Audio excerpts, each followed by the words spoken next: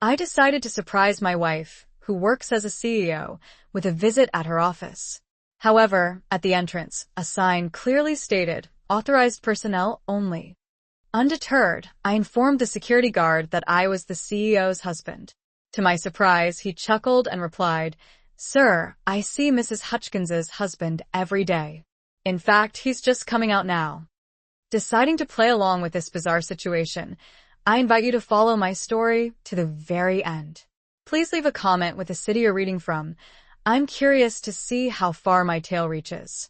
Never could I have imagined that a simple surprise visit would unravel everything I thought I knew about my 28-year marriage. My name is Gerald, and I'm 56 years old. Up until that fateful Thursday afternoon in October, I believed I knew my wife, Lauren, better than anyone else in the world. It all started with what seemed like an innocent gesture. Lauren had been consistently working late, putting in those grueling 12 to 14-hour days that come with being the CEO of Meridian Technologies. I found myself eating dinner alone far too often, receiving only occasional text updates about board meetings and urgent client matters. That morning, she had rushed out without her usual coffee, so I thought bringing her favorite latte and a homemade sandwich might brighten her day. As I pulled into the visitor parking space, the downtown office building gleamed invitingly in the autumn sunlight. Over the years, I'd only visited Lauren's office a handful of times. She always maintained that it was easier to keep work and home separate, a boundary I respected. Perhaps I respected too many boundaries. Carrying the coffee and brown bag, I walked through the glass doors, feeling oddly nervous. The lobby was an intimidating corporate space, adorned with marble and chrome, which made me appreciate the simplicity of my quiet accounting practice. A security guard, his nameplate reading William, sat behind an imposing desk. Throw pillows were carefully arranged on a couch I'd never laid eyes on before. But it wasn't the decor that truly unraveled me. It was the photographs. There was Lauren and Frank at what appeared to be a company Christmas party, his arm wrapped around her waist in a possessive, intimate gesture. Another picture showed the two of them on a beach I didn't recognize, both tanned and radiating relaxation. Lauren was wearing a sundress I'd never seen her in. In yet another, Frank was kissing her cheek as she laughed, her left hand clearly visible, notably lacking the wedding ring she always wore at home. I moved through the apartment like a specter, meticulously cataloging the evidence of a relationship that was clearly far more than just a fleeting affair. This was a fully realized second life, complete and established. In the bedroom, Lauren's clothes hung neatly alongside Frank's in a shared closet. Her perfume sat on the dresser next to his cologne, their scents mingling in the air. The bathroom held 2 toothbrushes, her contact lens solution, and the expensive face cream she'd claimed was too extravagant to repurchase when she'd run out months ago. But it was on the kitchen counter that I discovered the most devastating piece of evidence of all, a folder labeled Future Plans in Lauren's own handwriting. Inside, I found listings for houses in Frank's name, vacation brochures for trips she'd never mentioned to me, and a detailed business plan for expanding Meridian Technologies, with Frank listed as CEO and Lauren as president. However, at the very bottom of the folder, I found something that made my hands tremble uncontrollably, a consultation summary from Morrison and Associates Family Law. The letterhead was familiar because Morrison and Associates was the firm that had handled updates to our wills 5 years prior. According to the summary, Lauren had met with them twice in the past 4 months to discuss optimal divorce strategies for high-asset individuals. I sat heavily on the edge of our bed, surrounded by the familiar remnants of a life I'd so foolishly believed was real. The woman downstairs wasn't the person I'd married, or perhaps she was, and I'd simply never truly seen her for who she really was. Either way, the Gerald who'd woken up that morning still believing in the sanctity of his marriage was as irrevocably gone as the Lauren who had once, ostensibly, loved him. Tomorrow, I would begin the long and arduous process of untangling 28 years of shared life. But tonight, all I could do was grieve, not just for the death of my marriage, but for the heartbreaking loss of the man I had been when I still believed in its enduring power. Monday morning, I found myself sitting across from David Morrison, the very same lawyer who had handled the routine updates to our wills 5 years prior. The bitter irony wasn't lost on me that Lauren had secretly consulted with his firm about divorcing me while I was now seeking his legal expertise to protect myself from the full force of her calculated plans. "Gerald, I have to tell you," David said, his expression grim as he carefully reviewed the documents I'd brought him. "This is one of the most meticulously planned and calculated divorce strategies I've seen in 30 years of practicing family law. Your wife has been actively building this case against you for a very long time." I nodded silently, watching him intently as he flipped through the photographs of the secret apartment, examined the copies of the damning legal consultation notes, and scrutinized the printouts of Lauren's carefully documented and curated evidence against me. "So, what are my options?" I finally asked, my voice hoarse. David leaned back in his well-worn leather chair, his expression thoughtful. "Well, the good news, if you can call it that, is that her entire strategy depends on you being completely unprepared and blissfully uninformed." After she hung up, I sat on my balcony as the sun finished setting, thinking about the strange journey that had brought me to this peaceful evening. A year ago, I'd been living a lie without even realizing it, married to someone who was systematically planning my replacement while accepting my love and support. Now I was alone, but not lonely. Starting over, but not starting from scratch. I'd learned that contentment wasn't a character flaw, and that my capacity for loyalty and trust, while it had made me vulnerable to exploitation, was also what made me capable of real intimacy with someone who shared those values.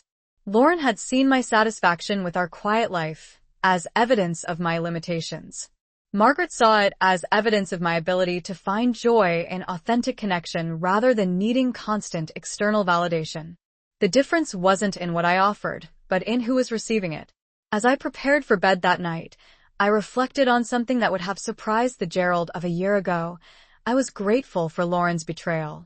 Not because I'd enjoyed the pain of discovery or the difficulty of divorce, but because it had freed me from a relationship that was slowly killing my spirit. For years, I'd been trying to be enough for someone who had already decided I wasn't. I'd been accepting love as a conditional gift that could be withdrawn if I failed to meet evolving standards I was never allowed to understand. I'd been living in fear of disappointing someone who was already planning my replacement.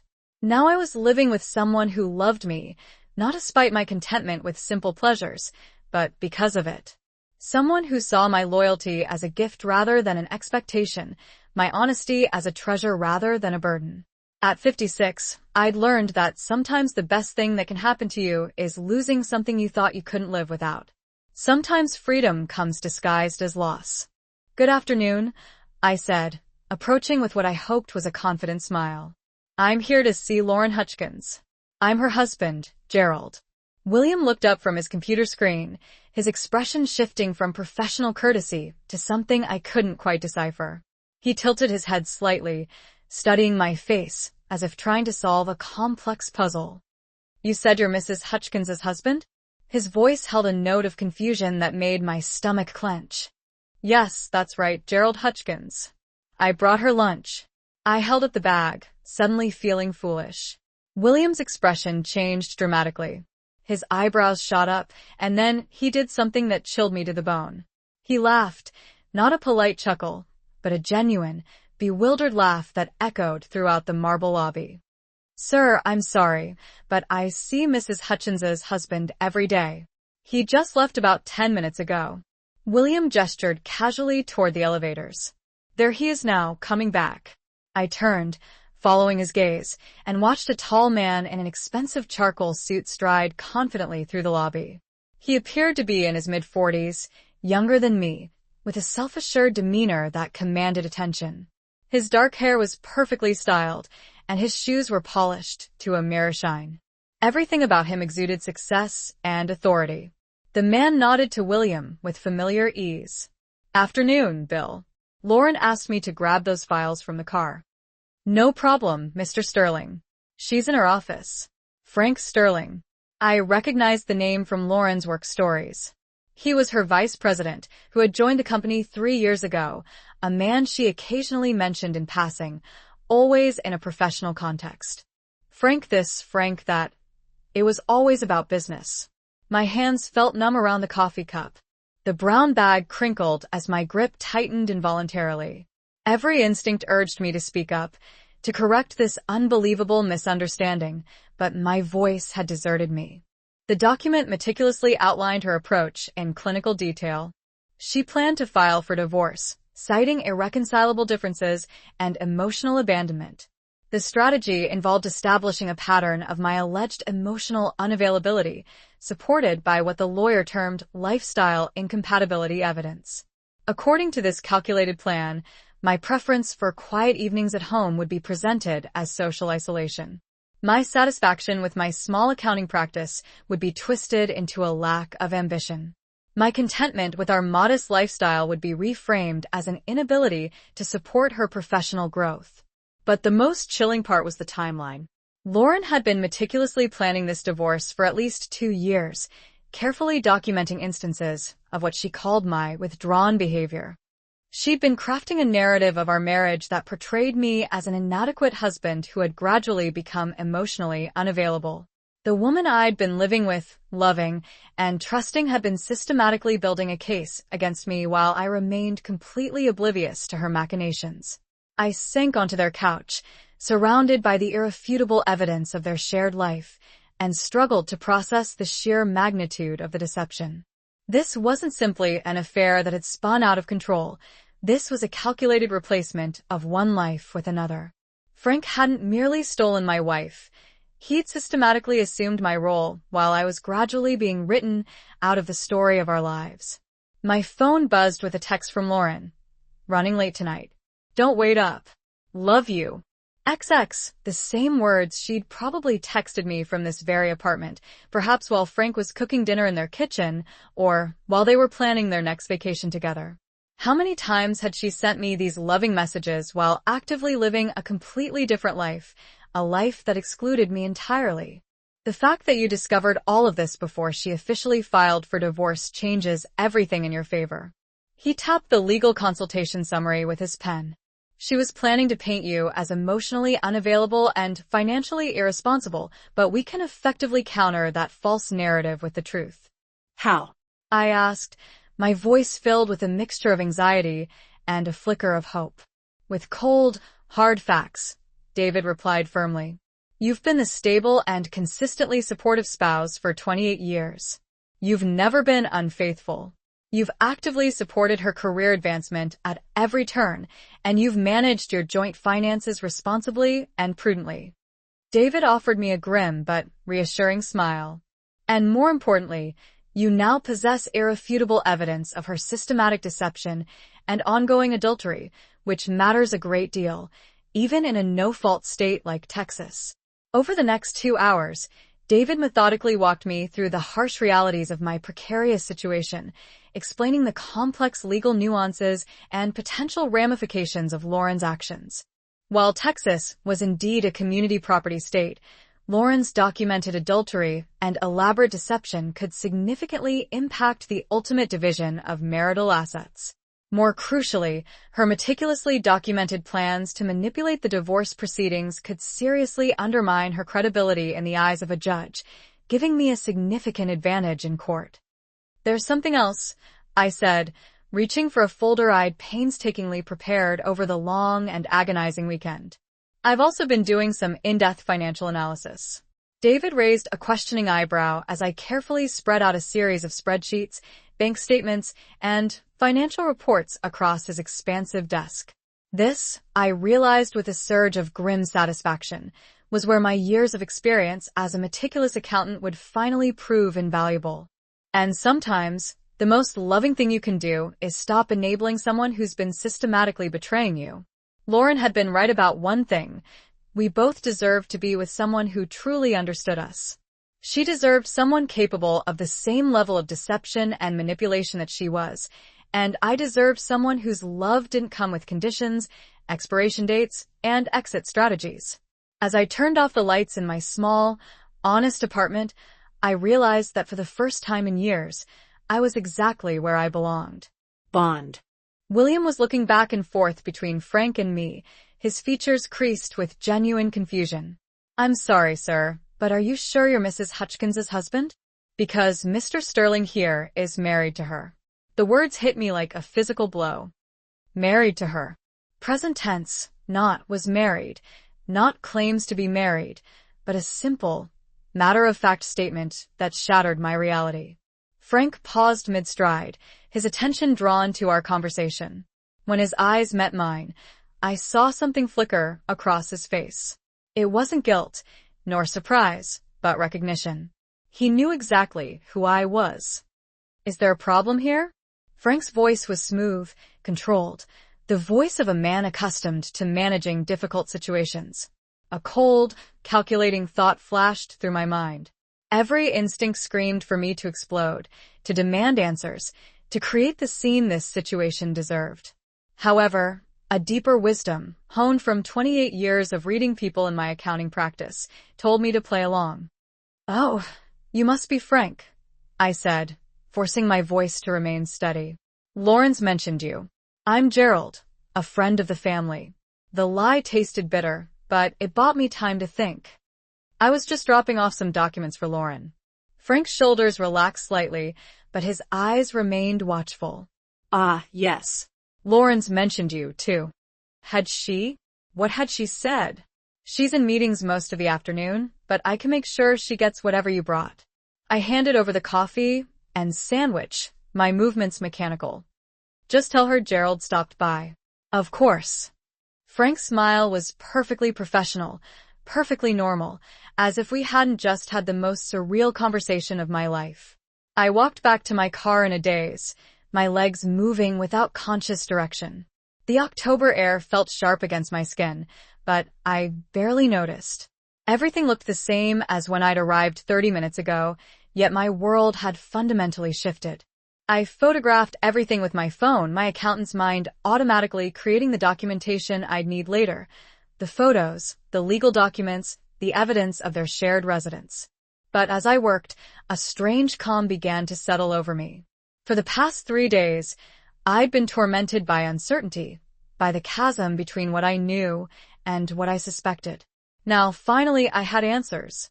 And while they were undeniably devastating, they were also strangely clarifying.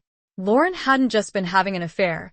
She'd been executing an elaborate, long-term plan to transition from one life to another, with me cast as the unwitting supporting character in my own replacement. The woman I'd been married to for 28 years had spent the last several years methodically erasing me from her future, while meticulously maintaining the facade of our marriage. When I got home, I found Lauren's laptop open on the kitchen counter again. This time, I didn't hesitate. I opened her email and found correspondence that confirmed everything I discovered at the apartment. Messages between Lauren and Frank discussing when to make the transition, communications with her lawyer about preparing me for the inevitable changes, even emails to our mutual friends, subtly preparing them for what she called some difficult decisions I'll need to make about my marriage. One email to her sister Sarah, dated just 2 weeks ago, was particularly devastating. "Gerald's been so distant lately. I think he's going through some kind of midlife crisis, but he won't talk about it. I'm trying to be patient, but I can't sacrifice my own happiness indefinitely. Frank thinks I should consider all my options." Reading this, I realized with sickening clarity that Lauren hadn't just been living a double life. She'd been actively rewriting our marital history to justify her planned exit. While Lauren had been busily documenting my alleged emotional failures and cataloging my supposed inadequacies as a husband, I had been quietly and diligently tracking our actual financial reality. Lauren makes approximately $200,000 a year as the CEO of Meridian Technologies, I explained, pointing to the relevant figures. However, our joint expenses have been consistently running about $60,000 more than her annual salary for the past 3 years. Unbeknownst to me, I've effectively been subsidizing her lavish lifestyle without ever realizing it. David studied the numbers intently, his expression growing increasingly interested as he absorbed the implications of my meticulous calculations. "My accounting practice generates roughly $120,000 annually," I continued, "and I've been consistently depositing approximately $80,000 of that into our joint account, keeping only $40,000 for my business expenses and personal needs. I genuinely thought I was being generous, allowing her to save more of her substantial salary for our future and for potential retirement. I then pointed to a series of significant and unexplained withdrawals from our joint savings account. But it turns out that she's actually been systematically drawing down our joint savings to maintain her secret apartment with Frank and to fund their lavish lifestyle. The full and shocking revelation was in the painstaking details. While I had been living modestly and diligently contributing the vast majority of my income to our shared expenses, Lauren had been secretly and selfishly using our joint resources to fund her separate life with Frank. The rent on the Harborview apartment, the expensive dinners, the romantic weekend trips I'd never taken with her, the lavish gifts she'd given to Frank. All of it had been directly paid for with money I had worked hard to earn and diligently contributed to. Here's the rewritten translation. What I had believed was our shared future was crumbling before my eyes. Sitting in the driver's seat, I stared at the office building through my windshield. 28 years of marriage. 28 years of sharing a bed, a home, dreams, fears, inside jokes that nobody else understood. 28 years of believing I knew this woman completely. My phone buzzed with a text from Lauren. Running late again tonight. Don't wait up. Love you. Love you. The words that had once brought me comfort now felt like another lie in what was apparently a web of deception I'd been blind to. How long had this been going on? How many times had Frank been introduced as her husband while I sat at home making dinner for one, believing her stories about late meetings and business dinners? I started the car and drove home through familiar streets that suddenly felt foreign.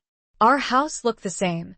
The red brick colonial we'd bought when Lauren first made partner at her previous firm, the garden she'd insisted on planting our second year there, the mailbox with both our names printed in careful script. Everything exactly as I'd left it, except now I knew it was all built on lies.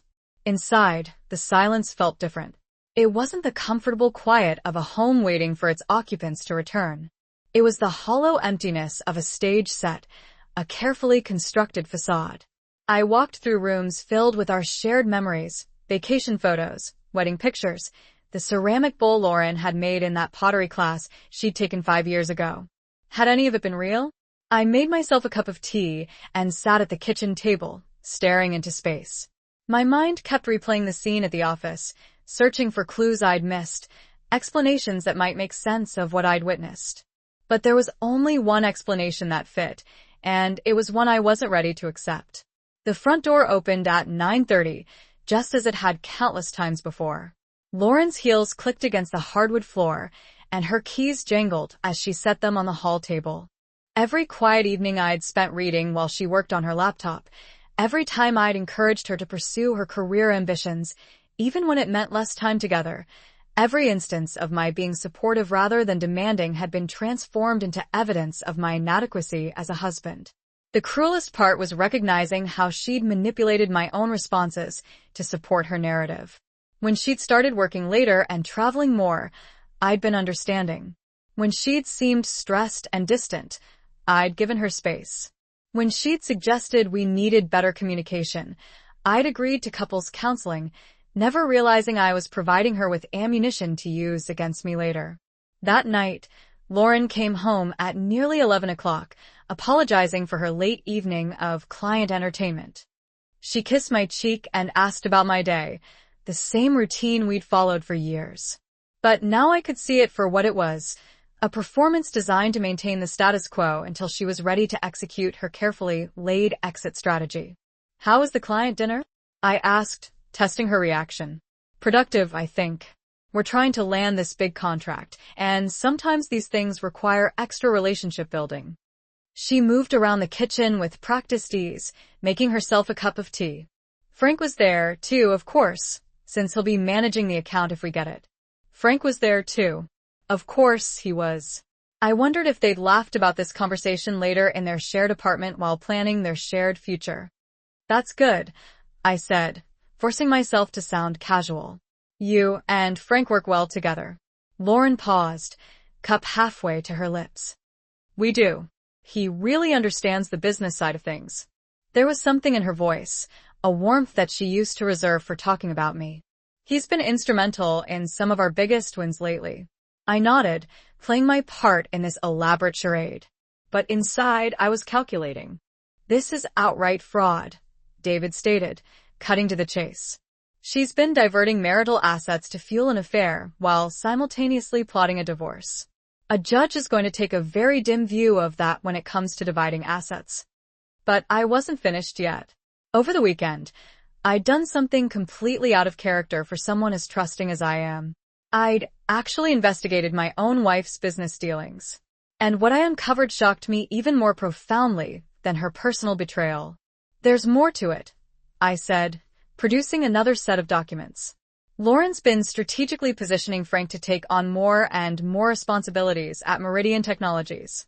But according to the corporate filings I dug up, she's been doing it in ways that clearly violate her fiduciary duty to the company's board. David's eyes narrowed, focusing intently. Explain that. Frank was brought on as vice president of business development 3 years ago, but Lauren's been systematically delegating responsibilities to him that absolutely require board approval. She's essentially grooming him to step into her shoes as CEO while she positions herself as president. But she's never officially presented this entire reorganization plan to the board. I'd spent hours poring over publicly available corporate documents, cross-referencing them with the business plan I discovered in their apartment. Lauren and Frank's vision for the company's future involves significant structural changes that would necessitate stockholder approval. Yet, according to the official records, these changes have never been properly presented or put to a vote. She's been operating under the assumption that she can unilaterally restructure the company to benefit her relationship with Frank, I continued. But the board is completely in the dark about their personal relationship, and they certainly have no idea about the corporate reorganization she's been implementing without their consent. Normal sounds of a normal evening, except nothing was normal anymore. Gerald, I'm home. Her voice carried the tired warmth I'd grown accustomed to over the years. She appeared in the kitchen doorway, looking every inch the successful CEO in her tailored navy suit, her blonde hair still perfectly arranged despite her long day. How was your day? I asked the question automatic. She sighed, loosening her jacket. Exhausting. Back-to-back meetings, all afternoon. Did you eat already? I nodded, studying her face for any sign of deception, any hint that she knew about my visit to her office. There was nothing. Her expression was exactly what it had always been, tired, distracted, but genuinely glad to see me. I brought you coffee today, I said carefully, to your office. Lauren paused in the middle of reaching for a glass. For just a fraction of a second, something shifted in her expression. Then she smiled. You did? I didn't get any coffee. I gave it to Frank to pass along. Another pause, so brief I might have imagined it. Oh, Frank mentioned someone stopped by. I had back-to-back meetings all afternoon, so I probably missed it. She moved to the refrigerator, her back to me. That was sweet of you to think of me. I watched her pour herself a glass of wine, noting how her hands remained perfectly steady. Either she was telling the truth, or she was the most accomplished liar I'd ever met. After 28 years of marriage, I was terrified to discover which one it was. The rest of the evening passed in a surreal pantomime of normalcy. We watched the news together, discussed our weekend plans, and went through the same bedtime routine we'd followed for decades. But underneath it all, a terrible new awareness pulsed like a second heartbeat. As Lauren slept beside me, her breathing deep and peaceful, I stared at the ceiling and wondered how many other lies I'd been living with. How long did I have before she filed for divorce? How much more evidence did she need to gather to support her strategy? How many more times would I kiss her goodnight while she planned my replacement? As I lay in bed that night, listening to Lauren's peaceful breathing beside me, I realized with a crushing sense of finality that the woman I'd been married to for 28 years was essentially gone. In her place was someone who could maintain this level of deception with apparent ease, someone who could coldly plan my emotional and financial destruction while accepting my love and support. But perhaps most devastating of all was the stark recognition that I'd been living with a stranger for months, possibly years, without ever suspecting it.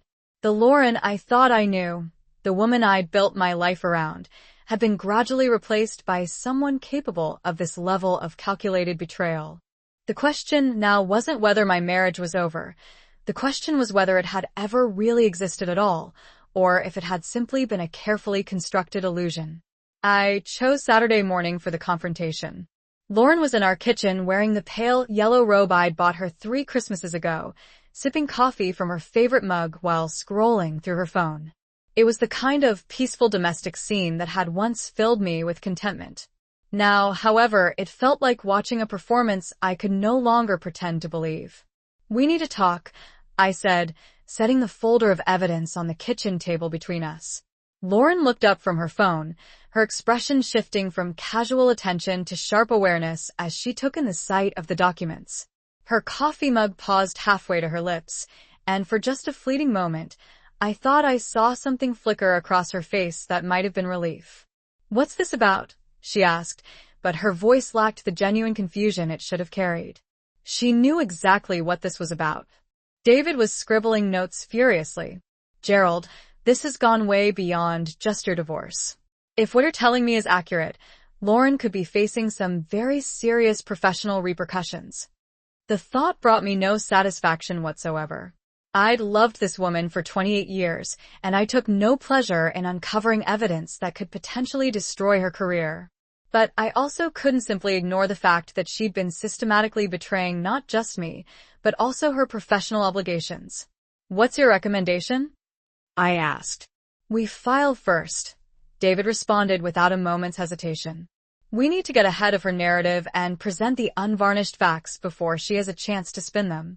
More importantly, we need to make absolutely sure that the board at Meridian Technologies fully understands what's been happening right under their noses." That afternoon, I did something that went against every instinct I developed over the course of our 28-year marriage. I stopped shielding Lauren from the consequences of her actions. I picked up the phone and called Richard Hayes, the chairman of Meridian's board of directors. Richard and I had crossed paths several times at company events over the years, and I'd always appreciated his straightforward approach to business. "Gerald, what can I do for you?" Richard's voice was warm and completely unsuspecting. "Richard, I need to bring something to your attention regarding potential corporate governance issues at Meridian.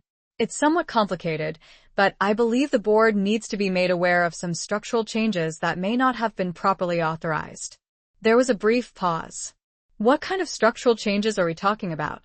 I spent the next 20 minutes carefully outlining everything I discovered, sticking strictly to the facts and deliberately avoiding any personal details about my marriage. How many times had she come home from spending the day being Frank's wife, only to slip seamlessly back into being mine? How long had I been sharing my life with someone who was living a completely different one when I wasn't around? The numbers man in me started calculating. 3 years since Frank joined the company. How many late nights?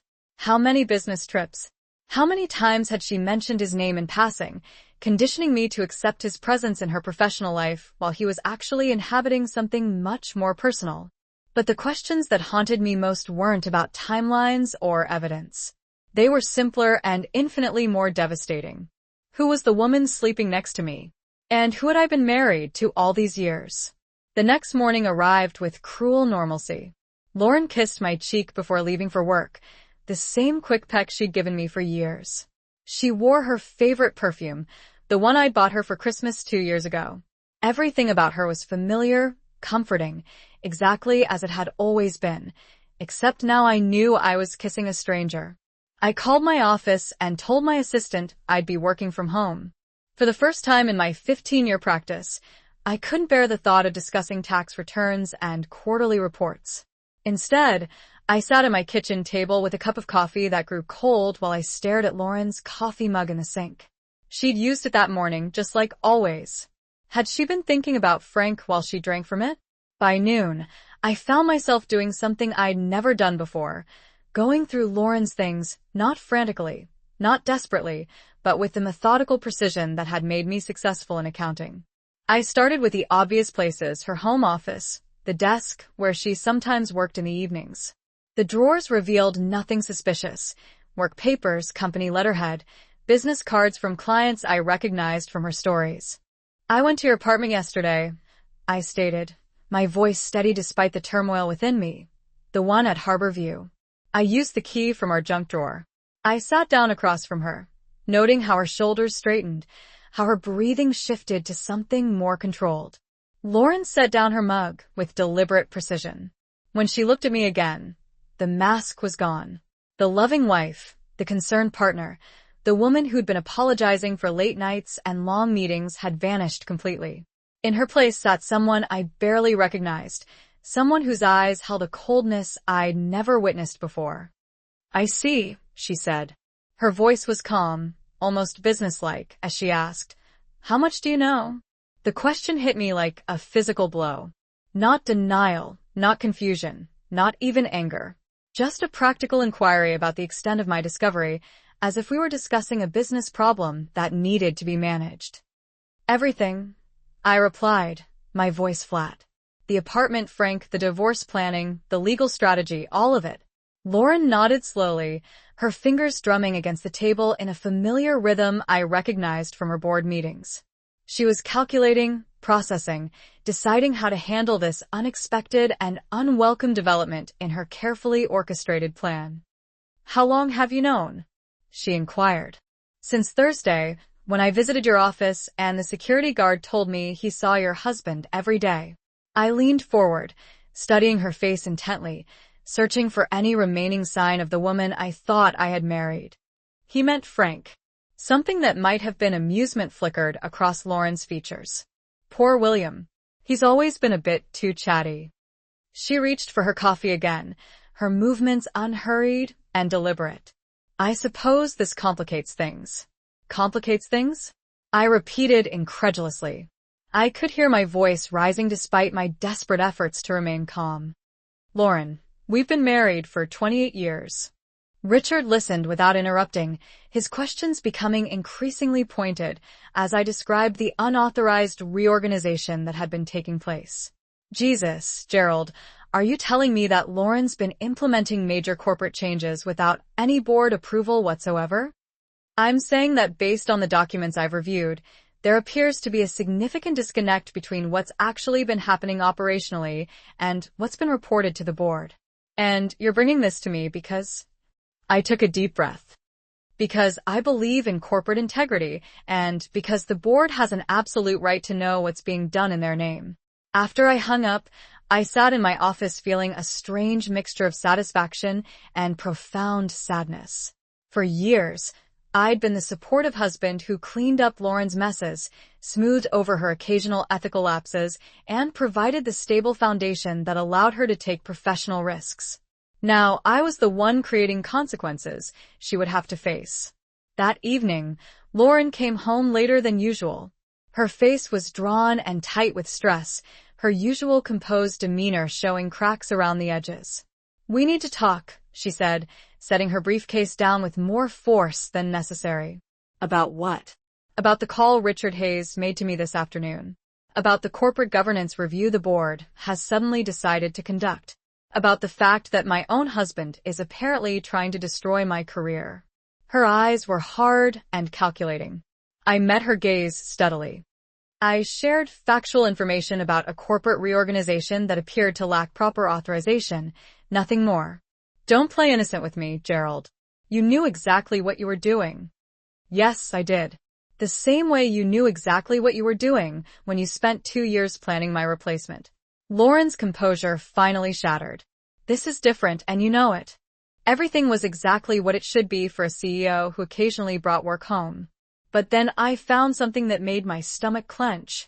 A restaurant receipt from Chez Lauren, the French place downtown where we'd celebrated our anniversary 3 years running, dated 6 weeks ago for 2 people. I remembered that night clearly because Lauren had told me she was having dinner with a potential client, a female client from Portland who was in town for just one evening. I stared at the receipt, my hands trembling slightly. The timestamp showed 8:15 p.m. We talked on the phone that night around 9:30. She'd sounded relaxed, happy, describing her challenging but productive client meeting.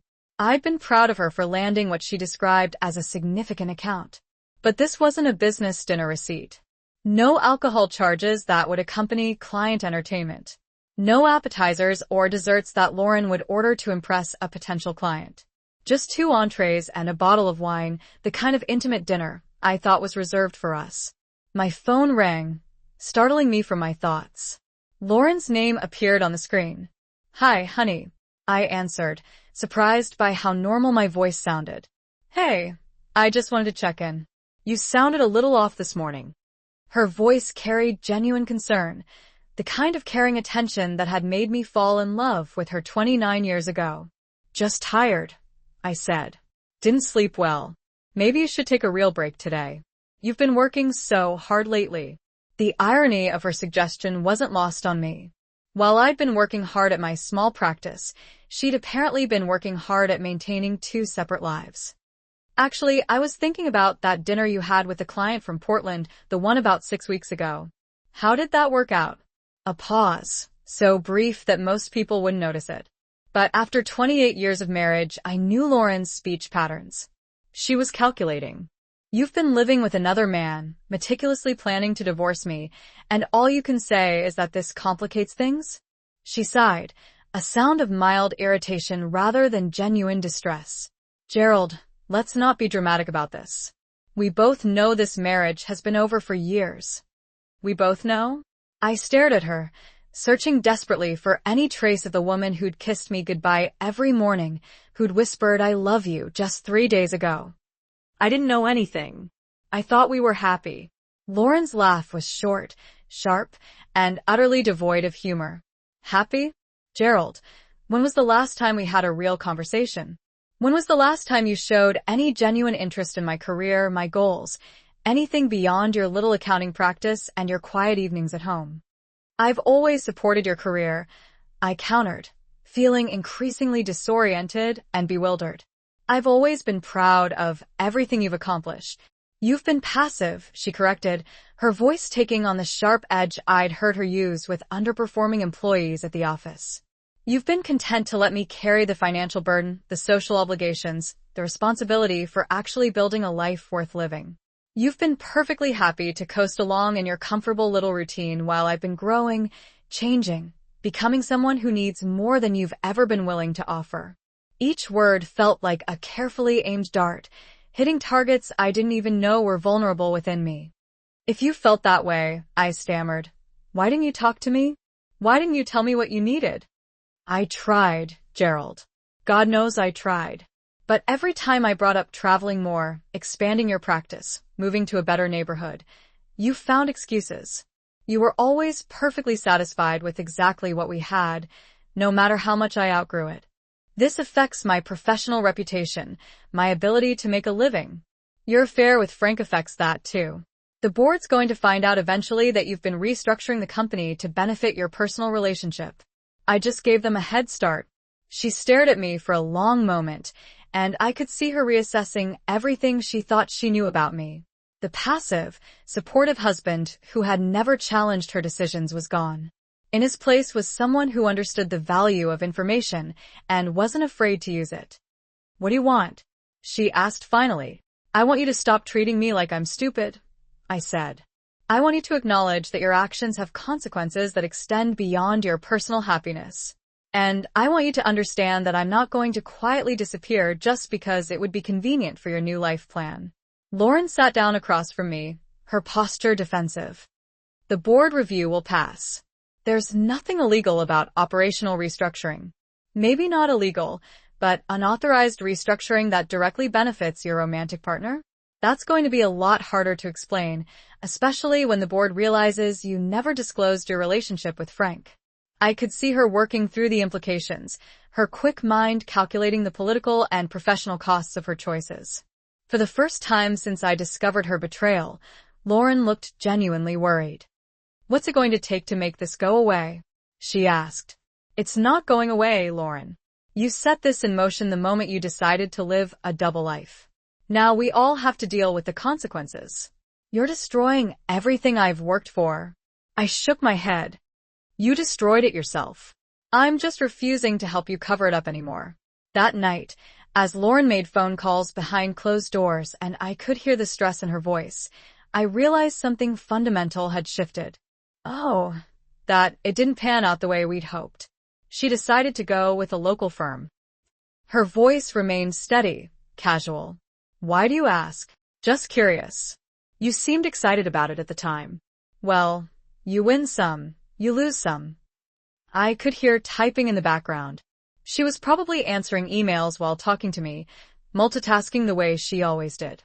I should get back to this board meeting prep. See you tonight. See you tonight. After she hung up, I sat staring at the receipt. Either she was lying about the client meeting or she was lying about the dinner. Either way, she was lying. I spent the rest of the afternoon like a detective in my own life, examining familiar things with new eyes. The credit card statements I'd always glanced at casually, trusting Lauren to handle our finances since she made 3 times what I did. I now studied line by line. Lunch charges on days when she told me she was brown bagging it to save money. Gas station purchases in neighborhoods across town, far from her usual routes. A charge at Barnes and Noble for $37. 12 on a Tuesday afternoon when she'd supposedly been in back-to-back meetings. Lauren hadn't bought a book for pleasure reading in years, claiming she was too tired after work to focus on anything but trade magazines. But the most damning discovery came from her laptop. She'd left it open on the kitchen counter, something she'd been doing more frequently over the past year. I told myself I was just closing it to save battery, but my eyes caught a notification bubble in the corner of the screen. Frank Sterling had sent her a calendar invitation. I shouldn't have clicked on it. I knew I was crossing a line, violating her privacy in a way that would have horrified me just 24 hours earlier. But 24 hours earlier, I believed my wife was faithful. The calendar invitation was for dinner. Tonight, 7 p.m. a.m. I frantically searched my memory, replaying our conversations over the years, desperately trying to recall these attempts at communication she was describing.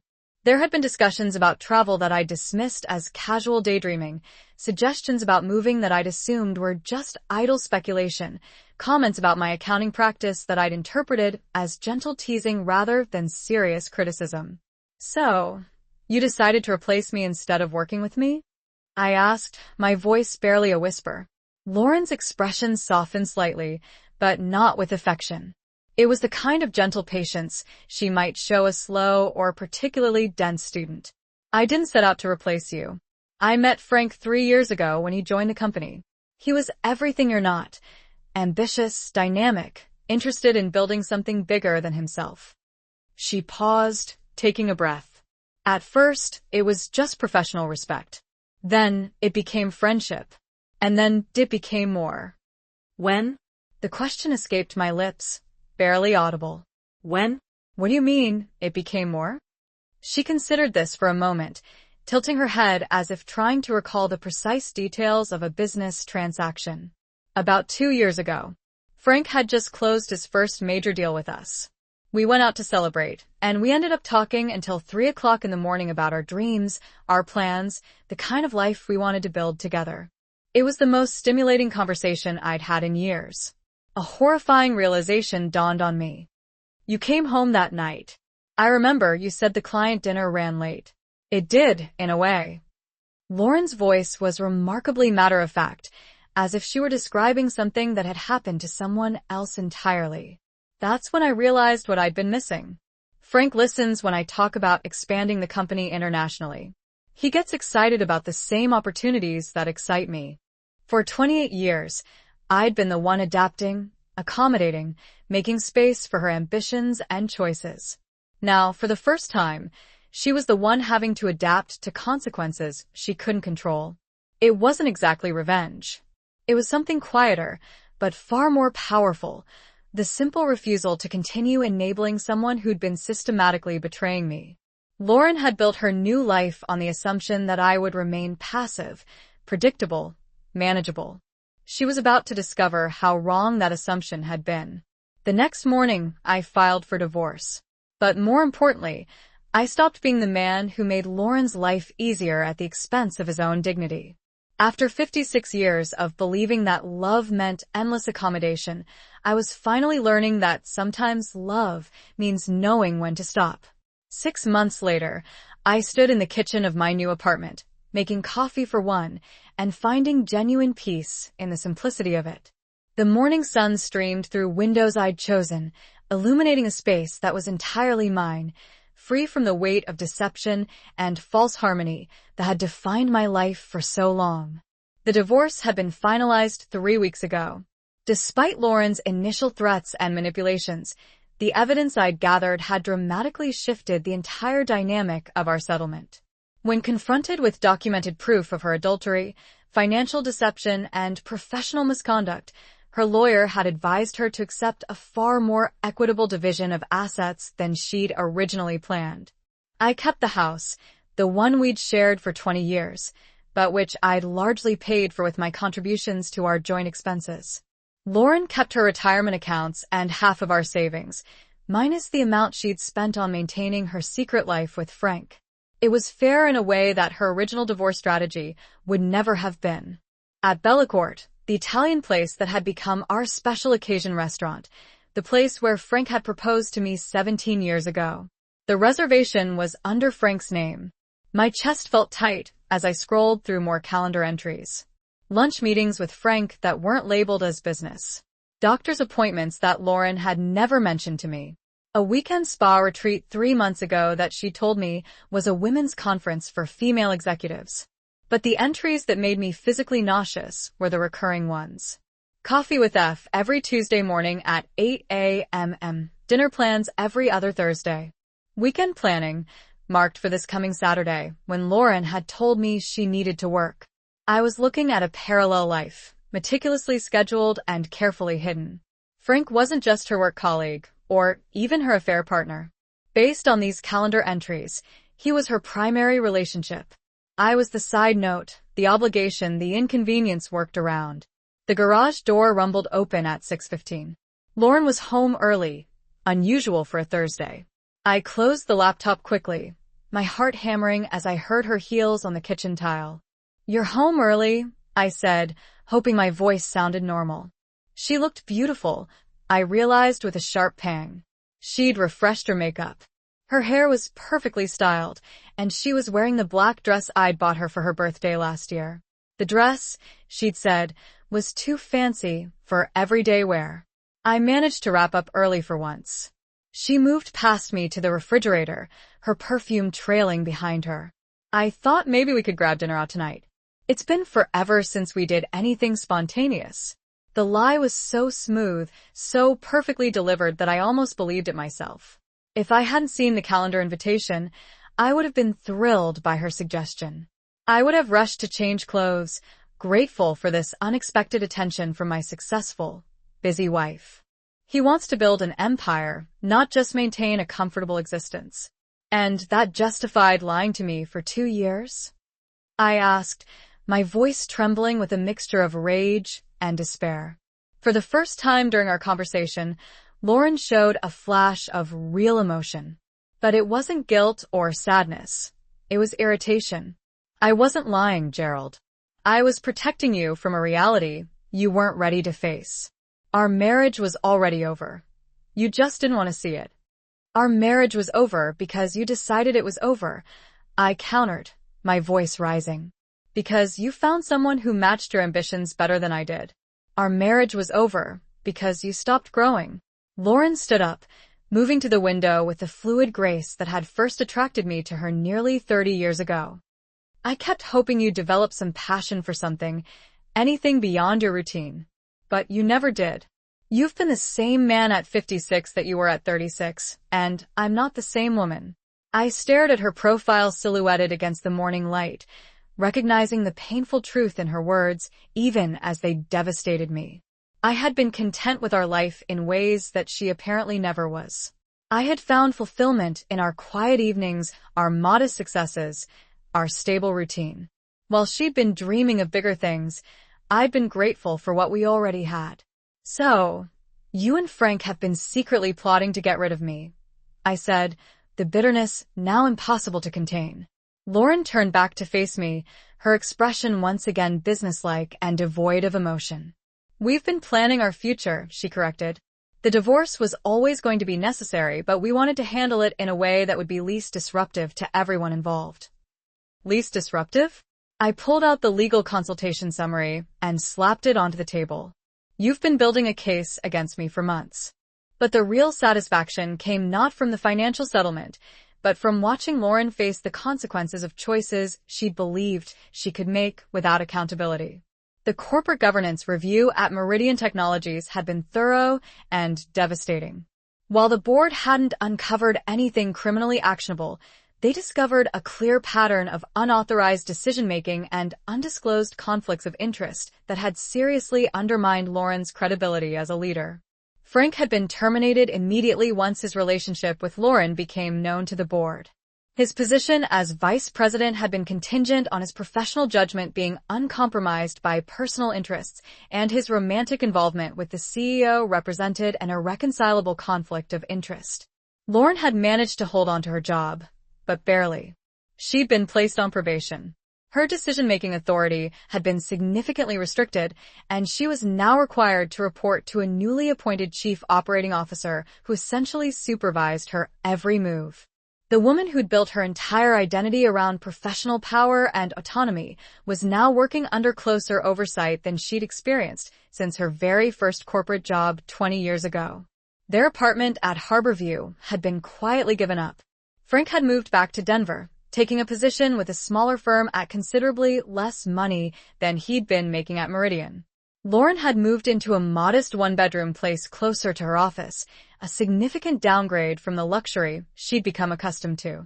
I learned about these developments not through direct contact, but through the small network of mutual friends and professional acquaintances that inevitably carried news in a city like ours. "Where did you have in mind?" I asked. "Oh, I don't know. Maybe that new sushi place on 5th Street, or we could try something completely different." She was checking her phone as she spoke, her fingers moving quickly across the screen. I watched her type, wondering if she was texting Frank. Was she canceling their dinner, rescheduling?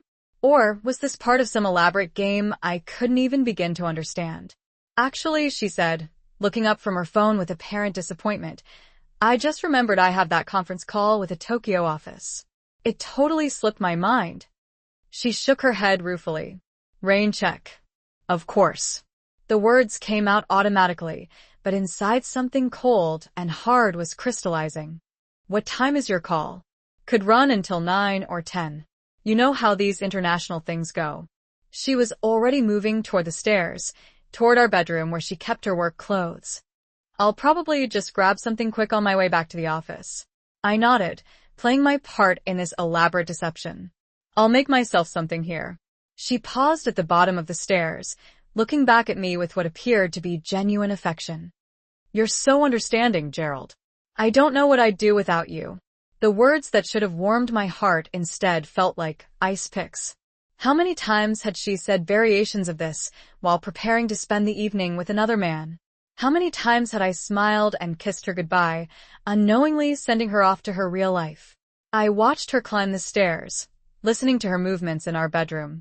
She was changing out of the black dress, probably into something more businesslike for her conference call, or maybe into something entirely different for her dinner with Frank.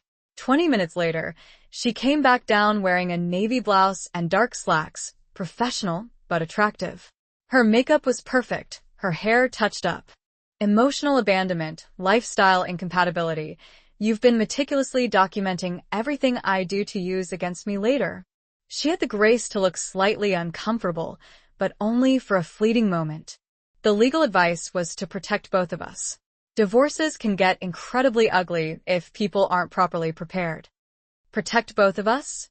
I repeated incredulously. "Lauren, you've been systematically destroying my reputation with our friends, making me look like an inadequate husband who drove you to seek happiness elsewhere." "I've been honest about the state of our marriage," she said defensively. "If that makes you uncomfortable, maybe you should ask yourself why." The circular logic was dizzying, leaving me feeling utterly unmoored. She'd been unfaithful, deceptive, and manipulative, but somehow I was the one being asked to examine my behavior and question my perceptions. "Do you love him?" I asked, the question surprising even myself. Lauren's expression softened for the first time during our entire conversation, but not in a way that offered me any solace. "I do," she said quietly. I love Frank in a way I never loved you. He challenges me, inspires me, makes me want to be better than I am. With him, I feel like I'm truly living instead of just existing. She paused, and her gaze met mine for a long moment, her expression neither cruel nor kind, just brutally honest. And with you, I felt safe, comfortable, unchallenged.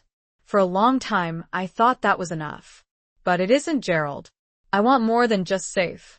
I sat in stunned silence, absorbing the full weight of her words. 28 years of marriage, and what she'd valued most about me was my ability to provide emotional safety and comfort. What I'd naively seen as love and partnership, she'd experienced as stagnation and limitation. What happens now? I finally managed to ask. Some of these people had reached out to me after the divorce, expressing their surprise at the circumstances, and in a few cases, apologizing for having believed Lauren's carefully constructed narrative about the decline of our marriage. I had no idea, Sarah Martinez, one of Lauren's former colleagues, had told me when we'd run into each other at the grocery store. She made it sound like you'd grown apart gradually, like it was mutual. Nobody knew about Frank. These conversations had been validating in ways I hadn't expected. For months, I'd been questioning my own perceptions, wondering if I'd really been as inadequate a husband as Lauren had claimed. Learning that even her closest professional friends had been deceived helped me understand that her capacity for manipulation extended far beyond our marriage. But the most profound change wasn't in Lauren's circumstances or in the validation I'd received from others. It was in my own relationship with myself. For the first time in decades, I was living without the constant undercurrent of someone else's dissatisfaction. I hadn't realized how much energy I'd been spending trying to anticipate Lauren's needs, accommodate her moods, and compensate for whatever was missing in our relationship that I'd apparently been too dense to understand. My apartment was smaller than our house, but it felt spacious in ways that had nothing to do with square footage.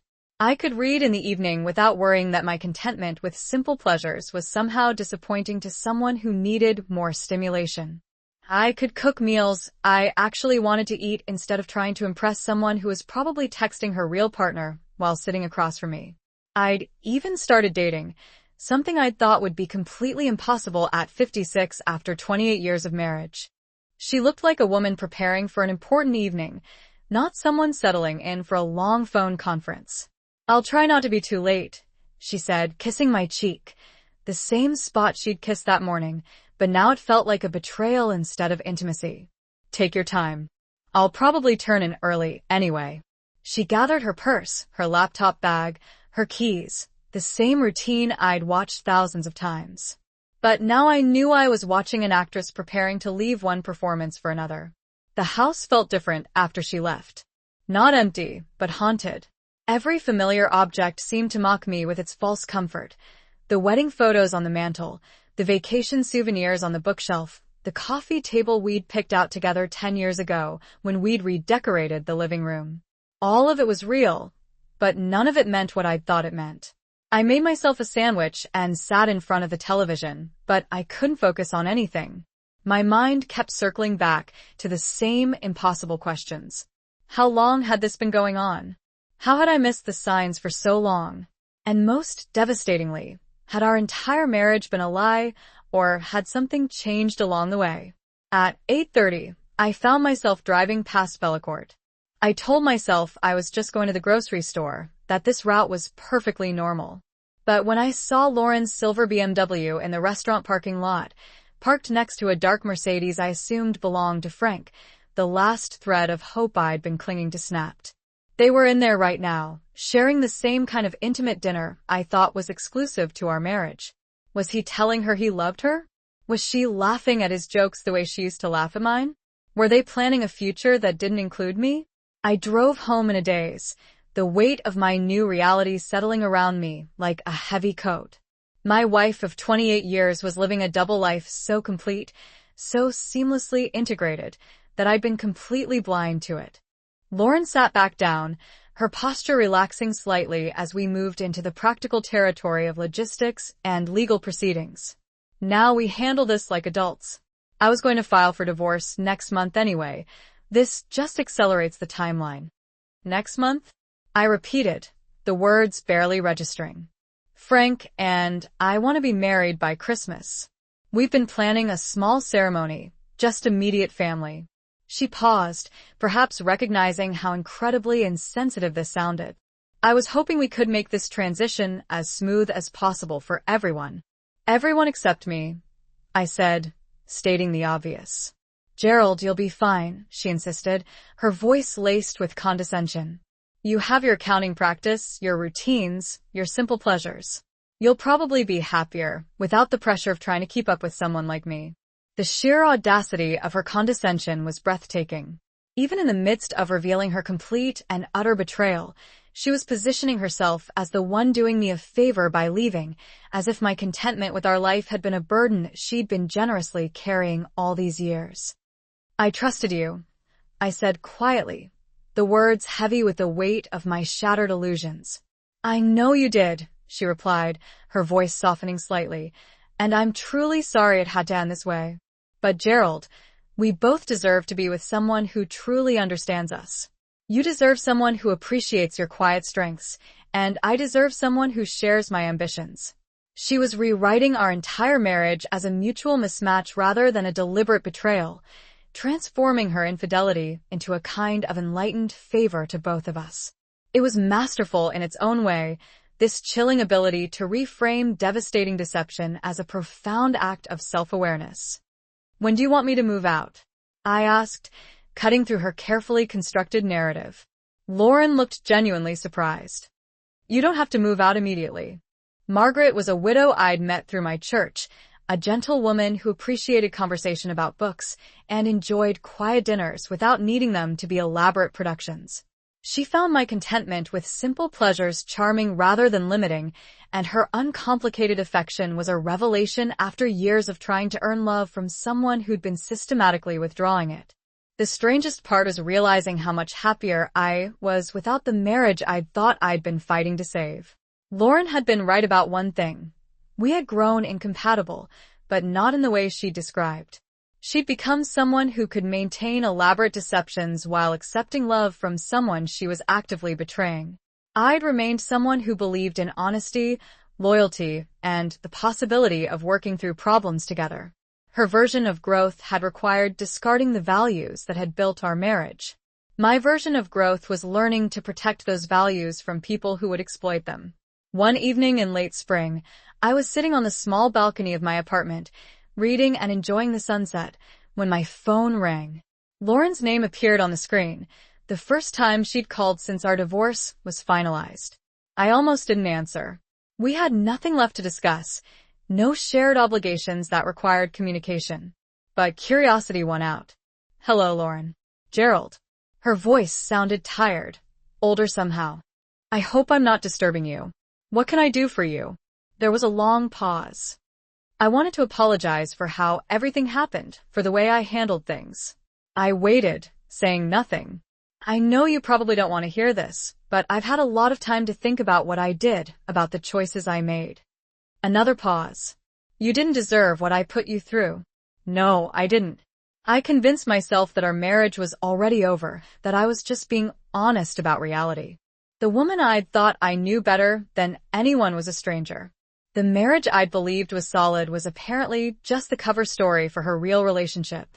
But perhaps the most shattering realization was this. I had no idea how long I'd been living this lie, and I had no idea what to do about it. The revelation came 3 days later in the most mundane way possible. I was cleaning out the junk drawer in the kitchen, something I did quarterly to keep our household organized, when my fingers closed around a key I didn't recognize. It was brass, worn smooth at the edges, attached to a keychain from Harborview Apartments across town. I stared at it for a long moment, my mind trying to process what I was seeing. We owned our house outright had for the past 8 years. Neither of us had any reason to have an apartment key, let alone one from a complex 30 minutes away from our neighborhood. That afternoon, while Lauren was at what she'd called a client presentation, I drove to Harborview Apartments. The complex was nice, upscale but not ostentatious, the kind of place where successful professionals might keep a discreet second residence. I sat in my car in the visitor parking area, staring at the key in my palm and wondering if I really wanted to know what door it opened. The answer came when I saw Frank's Mercedes pull into a numbered space. I watched him get out, carrying a grocery bag and what looked like dry cleaning. He moved with the easy familiarity of someone coming home, not someone visiting. When he disappeared into Building C, I waited exactly 10 minutes before following. The key fit perfectly into apartment 214. The door opened onto a life I never knew existed. It wasn't a temporary hiding place or a secret meeting spot. It was a home, a fully furnished, lived-in home with photos on the mantle, books on the shelves, and Lauren's favorite. We can work out the details through our lawyers. I'm not heartless, Gerald. Not heartless, I thought bitterly. Just calculating, manipulative, and capable of maintaining an elaborate and utterly deceitful charade for years while coldly planning my complete and utter replacement. I'll contact a lawyer on Monday, I said, standing up and feeling older than my 56 years. Gerald, she called as I reached the kitchen doorway. I turned back, and for a fleeting moment, she almost looked like the woman I'd thought I'd married, the woman I'd built my life around. Asterisk almost. I really am sorry it happened this way. I never wanted to hurt you. I studied her face intently, searching desperately for any genuine sign that she truly understood the magnitude of what she had done. But there was only mild regret, the kind of polite sadness someone might feel about a difficult business decision that unfortunately affected other people. No, I said quietly, my voice devoid of emotion. You just wanted to replace me. The hurt was simply collateral damage. As I walked slowly upstairs to our bedroom, I could hear Lauren on the phone, her voice animated in a way it hadn't been during our tense and emotionally draining conversation. She was calling Frank, I realized, telling him that the secret was out, that they could now accelerate their timeline, that the inconvenient and unsuspecting husband had finally been dealt with. But the truth is, I ended it long before I admitted it to myself. I ended it when I decided you weren't enough anymore, instead of trying to work with you to build something better. I found myself genuinely curious about this conversation. What's prompted this reflection? Lauren let out a sound that might have been a laugh, but without any humor. Losing everything I thought I wanted. Frank and I lasted exactly 6 weeks after he moved to Denver. Turns out our great love affair was more about the excitement of secrecy and the thrill of planning a new life than about actually wanting to live together day to day. I'm sorry to hear that. Are you? She sounded genuinely curious. I considered the question honestly. Yes, I am. I'm sorry you threw away 28 years for something that wasn't real. I'm sorry you hurt so many people in pursuit of something that didn't exist. I'm sorry you discovered too late that what we had was actually valuable. Do you ever think about what might have happened if I'd just talked to you? If I'd been honest about feeling restless instead of creating this whole elaborate deception? Sometimes, I admit. But Lauren, the problem wasn't that you felt restless or wanted more from life. The problem was that you chose deception and betrayal instead of honest communication. You chose to replace me instead of working with me. I know that now. Do you? Because even in this apology, you're focusing on the outcome that didn't work out for you, not on the damage you caused along the way. You're sorry that your strategy failed, not sorry that your strategy involved systematically lying to someone who loved you. Silence stretched between us. You're right, she said finally.